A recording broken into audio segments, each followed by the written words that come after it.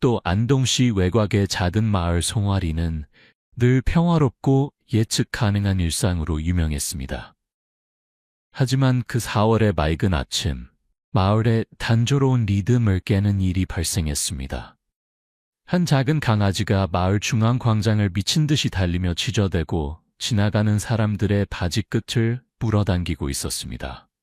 이 작은 개의 행동은 김씨 베이커리를 찾은 마을 주민들의 주목을 빠르게 끌었습니다. 강아지는 마치 뭔가 급박한 것을 알리려는 듯 달랐고 소나무길 쪽으로 달려갔다가 다시 돌아오며 뒤를 돌아보는 모습이 마치 따라와 달라고 애원하는 것 같았습니다. 저 강아지 오늘 좀 이상하네요. 박 할머니가 빵을 기다리며 말했습니다. 저렇게 행동하는 걸 본 적이 없어요. 무슨 일이 있나 봐요. 마을의 우체부 이상호 씨는 머리를 긁적이며 혼란스러워했습니다.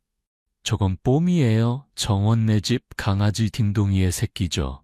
보통은 얌전한데 정말 뭔가 잘못된 모양이에요. 주민들이 추측하는 동안 강아지는 계속해서 필사적으로 주의를 끌려고 했습니다. 그때 퇴직한 교사 윤미자 선생님이 그 작은 강아지의 조용한 요청을 무시할 수 없다고 결심했습니다. 저 강아지가 원하는 게 뭔지 볼게요. 그녀는 시간으로 주름진 얼굴에 안경을 고쳤으며 말했습니다. 어쩌면 도움이 필요한 걸지도 모르죠.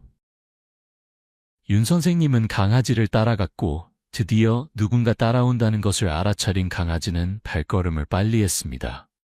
그들은 몇 블록을 지나 담쟁이 덩굴로 부분적으로 덮인 오래된 2층 집에 도착했습니다. 그 집은 녹슨 철제 대문이 있었고 김씨 가족의 소유였지만 마지막 거주자가 서울로 이사한 지 적어도 3년이 지나 비어 있었습니다.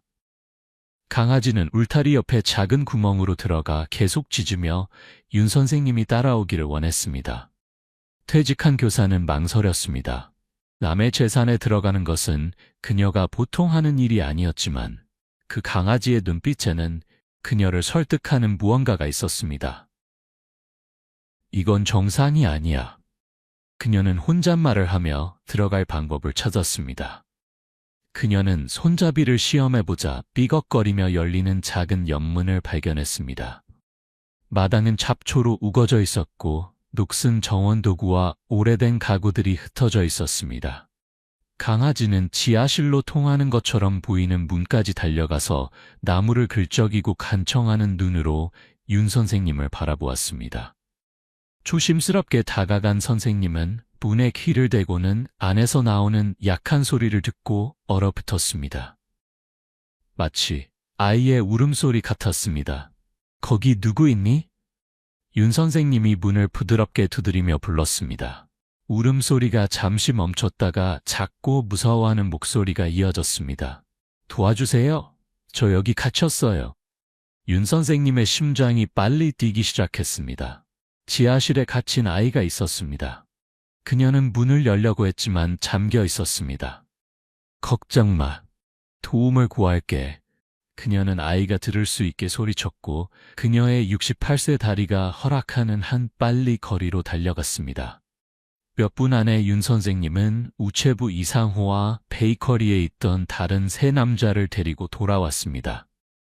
강아지는 계속해서 같은 자리에서 짖고 지하실 문을 긁고 있었습니다. 저기 안에 아이가 갇혀 있어요. 윤 선생님은 숨을 헐떡이며 설명했습니다. 문을 열어야 해요. 남자들은 망설이지 않았습니다. 이상호와 빵집 주인 박 씨는 마당에서 찾은 쇠지뢰로 문을 강제로 열었고 마을 정비사 정 씨는 경찰에 전화했습니다. 마침내 그들이 문을 열었을 때 바닥에 거의 닿을 정도로 높은 창문에서 들어오는 약간의 빛으로만 밝혀진 작은 방으로 이어지는 계단을 발견했습니다. 구석에는 약 7살로 보이는 마른 소년이 낡은 매트리스 위에 웅크리고 앉아 있었고 울어서 눈이 빨갛게 되어 있었습니다. 강아지를 보자마자 소년의 얼굴에 미소가 번졌습니다. 뽀미야, 해냈구나. 도움을 데려왔네. 강아지는 소년에게 달려가 그의 얼굴을 핥으며 꼬리를 열심히 흔들었습니다. 그 장면은 모든 사람들의 마음을 감동시켰습니다. 이름이 뭐니, 얘야? 윤 선생님이 아이를 놀라게 하지 않으려고 천천히 다가가며 물었습니다.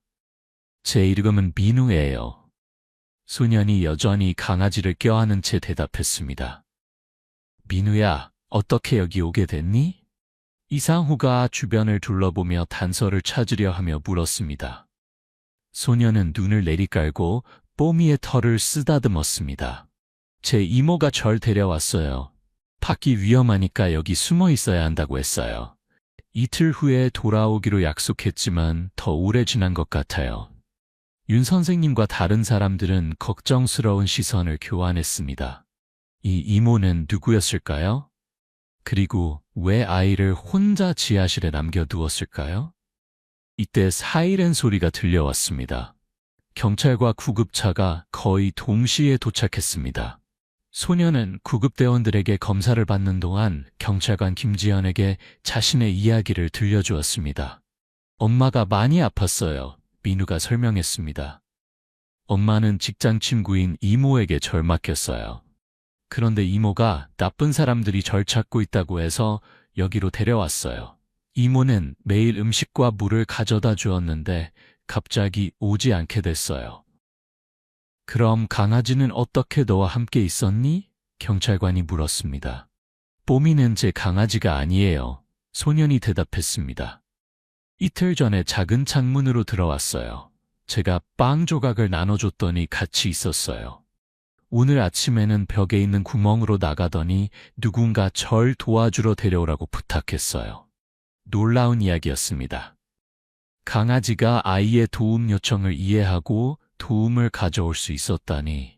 소식은 작은 마을에 빠르게 퍼졌고 곧 수십 명의 사람들이 소년과 영웅 강아지에 대해 더 알고 싶어 집 앞에 모여들었습니다. 민우가 더 자세한 검사를 위해 지역병원으로 이송되는 동안 뽀미는 임시로 윤 선생님의 보살핌을 받게 되었습니다.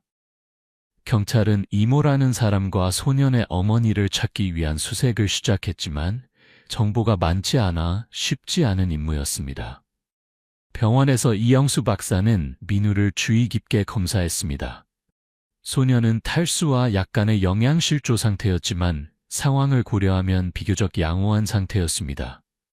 그 강아지가 널 찾아줘서 정말 운이 좋았구나. 리사가 소년의 심장 박동을 확인하며 말했습니다. 민우는 진지하게 고개를 끄덕였습니다. 뽀미는 정말 똑똑해요. 제가 도움이 필요하다고 말했더니 이해했어요. 병원 복도에서 사회복지사 이미영은 경찰관 김지연과 사례에 대해 이야기하고 있었습니다. 소년의 설명과 일치하는 실종 신고가 없어요. 김 경찰관이 설명했습니다.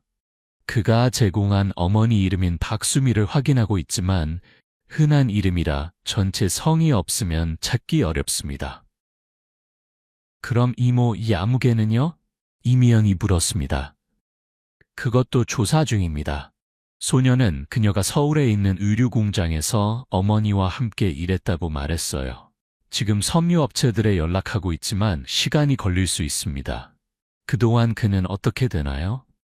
일반적으로는 임시보호소로 가겠지만 복도 끝에서 소식을 기다리고 있던 윤 선생님이 다가왔습니다. 제가 그를 돌볼 수 있어요. 그녀가 제안했습니다.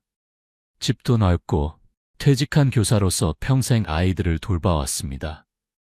이미영과 김지연은 서로 시선을 교환했습니다. 이것은 표준 절차는 아니었지만 송아리 같은 작은 마을에서는 때때로 일이 다르게 진행되었습니다. 몇 가지 확인해야 할 것들이 있고 귀하의 집을 방문해야 합니다. 이미영이 시작했습니다. 물론이죠. 윤 선생님이 즉시 동의했습니다. 필요한 것은 무엇이든 하세요. 하지만 저 아이는 집이 필요해요. 차가운 보호소가 아니라요. 그리고 그는 이미 제 집에 있는 강아지에게 정이 들었어요. 많은 논의와 몇 번의 전화통화 끝에 민우는 정기적인 사회복지사 방문과 함께 임시로 윤 선생님과 함께 지내기로 결정되었습니다. 소년은 자신을 구한 선생님과 함께 지내게 되고 더 중요한 것은 뽀미와 함께 있을 수 있다는 사실에 기뻐했습니다. 그날 밤 민우가 윤 선생님의 집에 도착했을 때 그는 깨끗하고 아늑한 방, 이웃들이 기부한 새 옷, 그리고 따뜻한 저녁 식사로 맞이받았습니다. 뽀미는 소년이 지친 하루를 보내고 마침내 잠이 들었을 때도 그의 곁을 떠나지 않고 침대 발치에 누웠습니다. 다음 날 영웅 강아지와 구출된 소년의 이야기는 송아리의 주요 화제가 되었습니다. 지역신문은 일면 기사를 실었고 서울에서 TV 취재팀이 취재를 하러 왔습니다. 모두가 작은 뽀미가 어떻게 상황을 이해하고 그렇게 결연하게 도움을 구할 수 있었는지 더 알고 싶어 했습니다. 처음에는 모든 관심에 수줍어하던 민우는 점차 마음을 열기 시작했습니다. 그는 서울에 있는 작은 아파트에서 재봉사로 일하는 어머니와 함께 살았다고 말했습니다. 어머니가 아프게 되었을 때 그는 정확히 어떤 병인지 설명할 수 없었습니다. 직장 동료인 이 아주머니가 그를 돌보기 시작했습니다. 엄마는 병원에 계셨고 이모는 매일 엄마를 보러 갈 수 있게 해줬어요. 소년이 설명했습니다. 그런데 어느 날 이모가 나쁜 사람들이 엄마의 비밀 때문에 저를 찾고 있다고 했어요. 그래서 우리가 숨어야 한다고 했어요. 어떤 비밀이니? 윤 선생님이 궁금해하며 물었습니다. 민우는 어깨를 으쓱했습니다. 모르겠어요. 이모는 엄마가 간직한 중요한 비밀이 있고 그 사람들이 엄마가 말하게 하려고 저를 이용하려 한다고만 했어요. 이야기는 점점 더 미스터리해졌고 경찰은 아직 이 이모라는 사람이나 민우의 어머니를 찾지 못했습니다. 서울의 병원들에 연락했지만 소년이 설명한 프로필과 일치하는 박수미라는 환자의 최근 기록은 없었습니다. 조사가 계속되는 동안 민우는 윤 선생님의 집에서의 생활에 적응하고 있었습니다. 퇴직한 교사는 소년이 겪었던 어려움에도 불구하고 그가 똑똑하고 착한 마음을 가지고 있다는 것을 발견했습니다. 그는 그녀가 들려주는 이야기를 듣는 것을 좋아했고 모든 것에 대한 끝없는 호기심을 보였습니다. 그리고 뽀미도 있었습니다. 강아지는 계속해서 모두를 놀라게 했습니다. 그는 정확히 민우가 필요로 하는 것을 이해하는 것 같았습니다. 소년이 슬플 때 장난감을 가져오거나 이영수 박사가 처방한 기침약을 먹을 시간이 되면 찢어서 알려주는 등의 행동을 보였습니다. 이렇게 직관적인 개는 본 적이 없어요. 윤 선생님의 요청으로 뽀미를 검사한 지역 수의사 정수호가 말했습니다. 약 8개월 정도 되었고 이런 잡종 강아지들은 원래 매우 똑똑하지만 그래도 그의 인지 수준은 놀랍습니다. 어느 날 윤 선생님이 민우의 장난감을 위한 공간을 더 만들기 위해 다락방에서 오래된 상자들을 정리하고 있을 때 그녀는 오래된 사진첩을 발견했습니다. 먼지 쌓인 바닥에 앉아서 그녀는 향수에 젖어 넘기기 시작했습니다. 몇 년 전 그녀가 송아리 초등학교 교장이었을 때의 사진들이었습니다. 한 사진이 그녀의 주의를 끌었습니다. 1995년 졸업식 사진이었는데 첫 번째 줄에 어두운 머리카락의 젊은 여성이 카메라를 향해 수줍게 미소 짓고 있었습니다. 그 얼굴에는 뭔가 친숙한 것이 있었습니다. 민우야. 윤 선생님이 사진첩을 들고 계단을 내려오며 불렀습니다. 잠깐 이리 와 보렴. 소년이 뽀미를 뒤따라 달려왔습니다. 이 사진 속 여자를 알아보겠니? 윤 선생님이 사진 속 젊은 여성을 가리키며 물었습니다. 민우는 놀라서 눈을 크게 떴습니다. 엄마예요. 훨씬 어릴 때지만요. 윤 선생님은 등골이 오싹해지는 느낌이 들었습니다. 민우의 어머니가 박수미, 그녀의 옛 제자일까요? 15년 전에 서울로 이사간 바로 그 박수미? 그렇다면 왜 이 이모라는 사람이 민우를 송아리로, 특히 저 집으로 데려왔는지 설명이 될 것입니다. 민우가 발견된 집은 박 가족의 소유였습니다. 마지막으로 그곳에 살았던 사람은 수미의 삼촌으로 3년 전에 서울로 이사했습니다. 하지만 왜 아이를 지하실에 가두고 어떤 비밀이 민우의 어머니가 간직하고 있다는 것일까요? 윤 선생님은 그녀의 발견을 경찰관 김지연과 공유하기로 결정했습니다. 소년 어머니의 가능한 성씨에 대한 새로운 정보로 수사는 더 명확한 방향을 잡았습니다. 며칠 안에 그들은 박수미, 38세가 서울의 한 병원에 입원해 있으며 진행된 암과 싸우고 있다는 것을 확인했습니다. 신비로운 이모 이에 관해서는 그들은 그녀의 전체 이름이 이영희, 42세로 의류공장에서 수미의 직장 동료였다는 것을 발견했습니다. 하지만 그녀는 거의 2주 전에 사라졌으며 이는 민우가 지하실에 혼자 있었던 기간과 일치했습니다. 경찰은 마침내 병원에서 수미와 이야기할 수 있었습니다. 병으로 약해지고 쇠약해진 그녀는 건강 상태가 악화되었을 때 민우를 영희에게 맡겼다는 것을 확인했지만 소위 비밀이나 그녀의 아들을 찾는 나쁜 사람들에 대해서는 아무것도 모른다고 했습니다. 나는 절대 내 아들을 그런 식으로 숨기라고 부탁하지 않았어요. 수미가 눈물을 흘리며 말했습니다. 영희는 내가 입원해 있는 동안 그를 시골에인 그녀 이모에게 데려가겠다고 했어요. 나는 그녀를 믿었어요. 이야기는 이해가 가기 시작했지만 여전히 퍼즐에는 빠진 조각들이 있었습니다. 왜 영희는 비밀과 위험한 사람들에 대한 이야기를 지어냈을까요?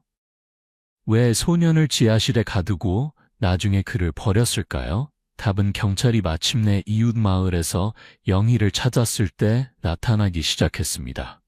그녀는 처음에는 관여를 부인했지만 결국 민우를 송아리로 데려간 것을 인정했습니다. 선택의 여지가 없었어요. 그녀는 울며 정당화했습니다. 그 남자들이 저를 협박했어요. 제가 그들이 말하는 대로 정확히 하지 않으면 제 가족에게 해를 끼치겠다고 했어요. 어떤 남자들인가요? 경찰관 김지연이 물었습니다. 모르겠어요. 그들은 병원을 나올 때 저를 접근했어요. 학교에 있는 제 아이들 사진을 보여주며 제가 사는 곳, 제 어머니가 사는 곳을 안다고 했어요. 민우를 송아리에 있는 박가족의 옛날 집으로 데려가서 그들이 데리러 올 때까지 그곳에 두라고 했어요. 그리고 왜 그를 지하실에 가뒀나요? 그들이 시켰어요. 영희가 눈물을 닦으며 대답했습니다. 아무도 소년을 보면 안 된다고, 그가 숨어 있어야 한다고 했어요. 저는 그러고 싶지 않았지만 두려웠어요. 매일 음식과 물을 가져주고 그와 대화하고 이게 그를 위한 것이라고 설명하려고 했어요. 그런데 왜 오지 않게 됐나요? 영희는 부끄러워하며 눈을 내렸습니다. 제 작은 아들이 자전거 사고로 팔이 부러졌어요. 3일 동안 병원에 있었어요. 마침내 송아리로 돌아왔을 때 집에 경찰이 있는 것을 보고 두려워서 도망쳤어요. 영희의 이야기는 더 많은 질문을 불러일으켰습니다. 이 신비로운 남자들은 누구였을까요? 그들은 민우에게서 무엇을 원했을까요? 경찰은 이제 박가족과 가까운 사람들의 초점을 맞춰 수사를 강화했습니다. 그동안 송아리에서 윤 선생님은 예상치 못한 전화를 받았습니다. 여보세요. 윤미자 선생님 댁입니다. 그녀가 전화를 받았습니다. 윤 선생님, 김태우입니다. 윤 선생님은 전화기를 거의 떨어뜨릴 뻔했습니다. 태우는 수미의 오빠로 그녀가 수년간 연락이 끊겼던 사람이었습니다. 태우 씨, 정말 놀랍네요. 사실 지금 당신을 찾으려던 참이었어요. 수미와 그녀의 아들에 관한 일이에요. 네, 알고 있습니다. 그래서 전화드렸어요. 그가 말을 가로챘습니다. 제 조카를 돌봐주고 계신다고 들었습니다. 네, 민우는 정말 멋진 아이예요, 태우 씨. 어려운 시간을 보냈지만 잘 회복하고 있어요.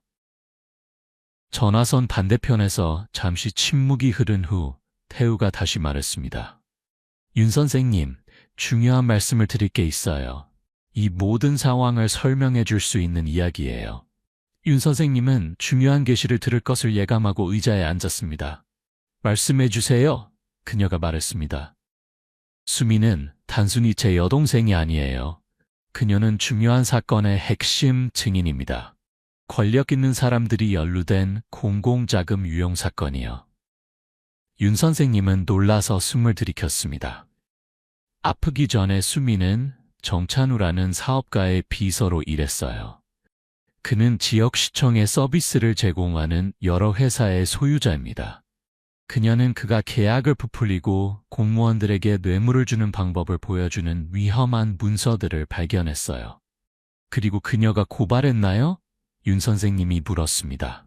네, 하지만 익명으로요. 그녀는 문서 복사본을 검찰에 제출했지만 보증으로 원본을 보관했습니다. 정찬우는 내부 고발자가 있다는 것을 알게 되었지만 누구인지 몰랐어요. 수미가 아프고 일을 그만두게 되었을 때 그는 그녀를 의심하기 시작했고 조사를 시작했어요. 민우에 대해 알게 되었고 그를 압력수단으로 이용할 수 있다고 생각했나 봐요. 이제 모든 것이 이해되기 시작했습니다.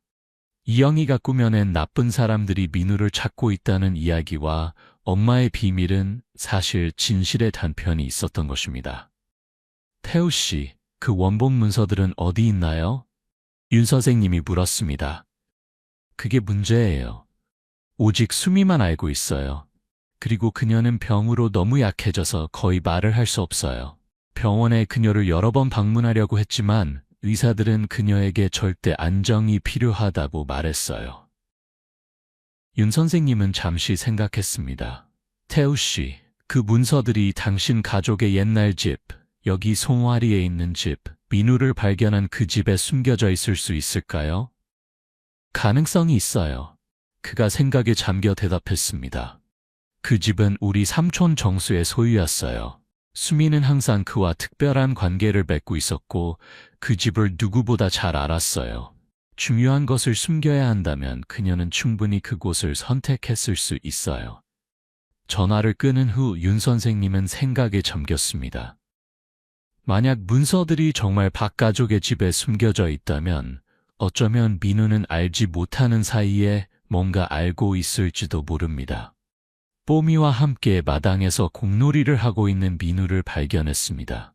강아지는 공을 물어오는 법을 배웠고 민우의 기쁨을 위해 다시 가져왔습니다. 민우야, 윤 선생님이 나무 벤치에 앉으며 불렀습니다.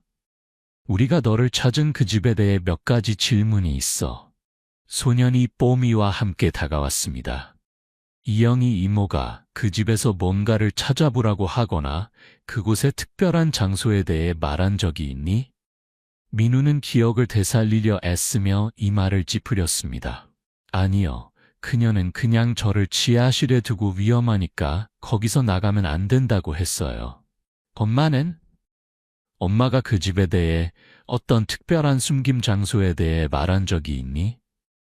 소녀는 부정적으로 고개를 저었지만 그러다가 마치 무언가가 생각난 듯 멈췄습니다. 잠깐만요. 서울에 있을 때 엄마가 많이 아프기 전에 엄마가 저에게 오래된 사진을 보여준 적이 있어요.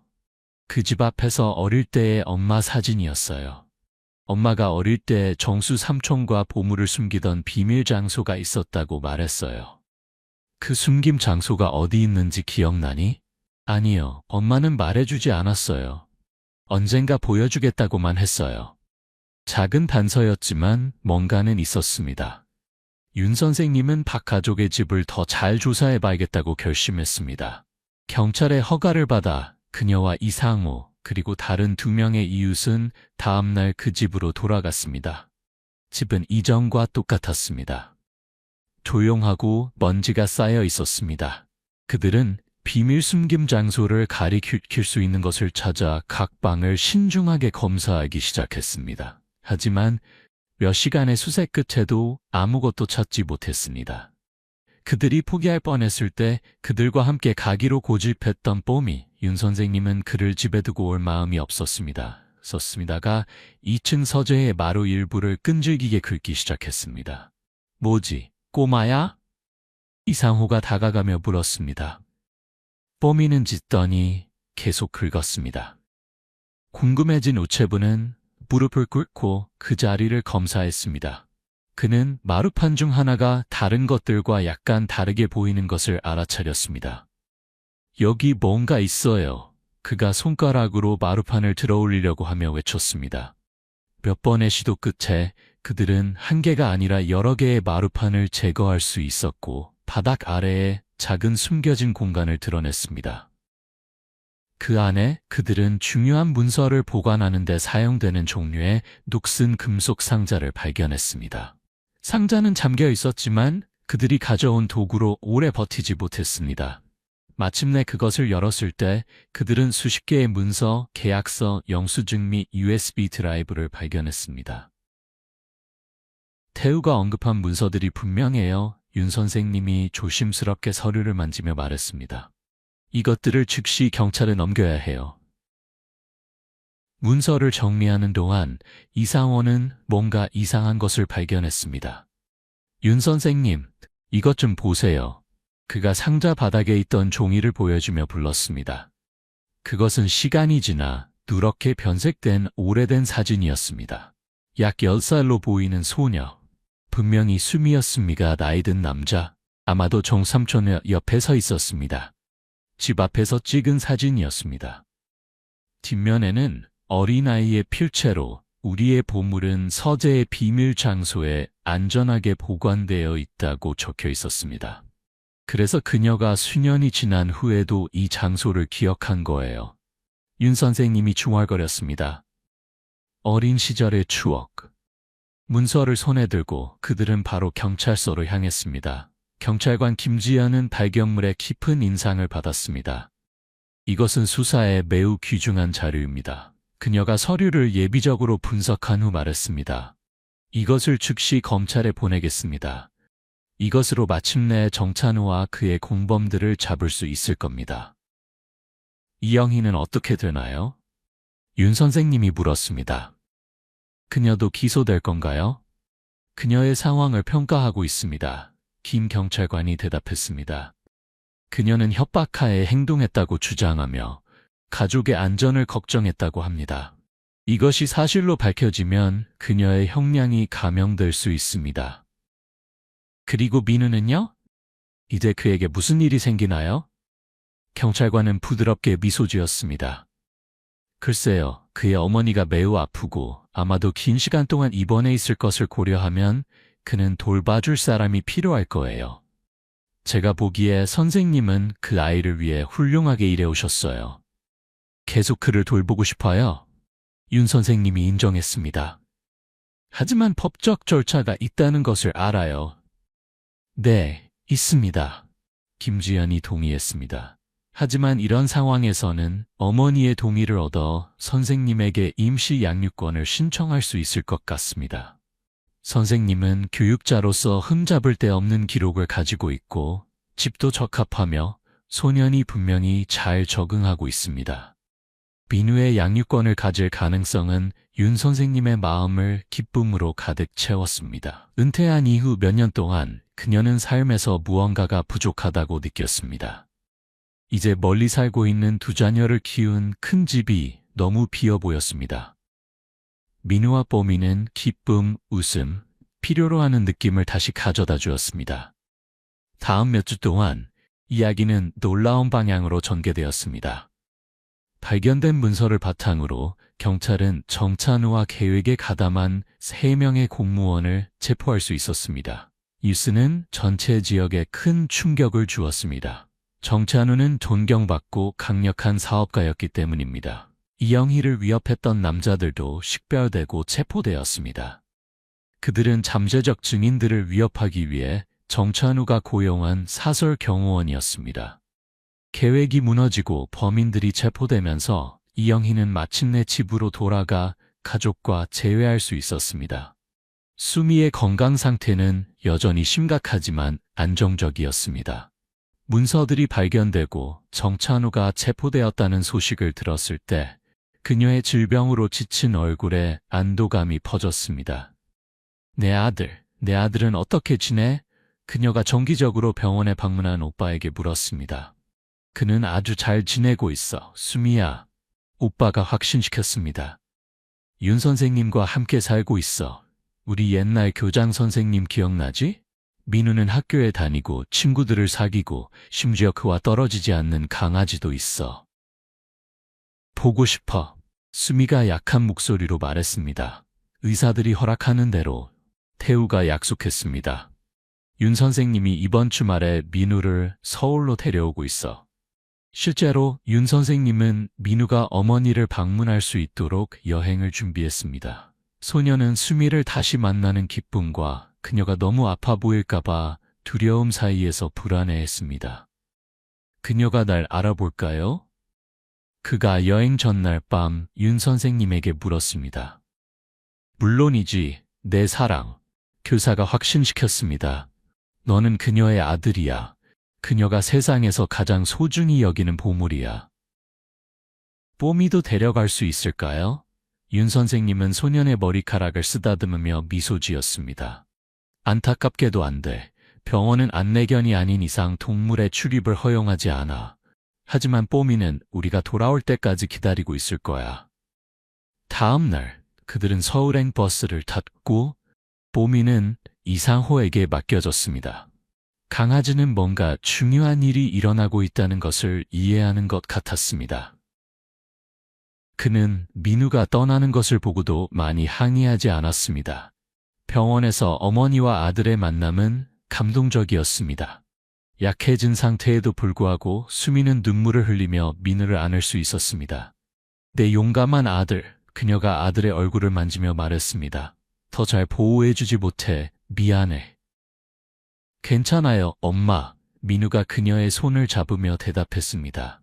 윤 선생님이 절 돌봐주고 계시고 이제 뽀미도 있어요. 뽀미?